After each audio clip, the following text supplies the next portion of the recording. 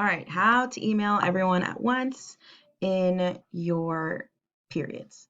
So on the left side, you'll see your inbox folders. You're going to scroll down, scroll it on down to your groups. Now, you probably will not see your period groups here yet. So what you need to do, if you do not see your period groups there, you need to click on Manage Groups, which you cannot see, of course. Let me just get you going here. Right here, Manage Groups. Then it'll pop you up to a new page.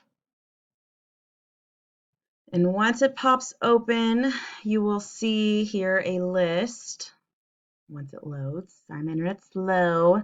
You'll see a list, and then you literally click Send Email right here, and another one will pop up. Once you do this for all your classes, you will see in your groups on the main home screen a list of your students. Go Bears!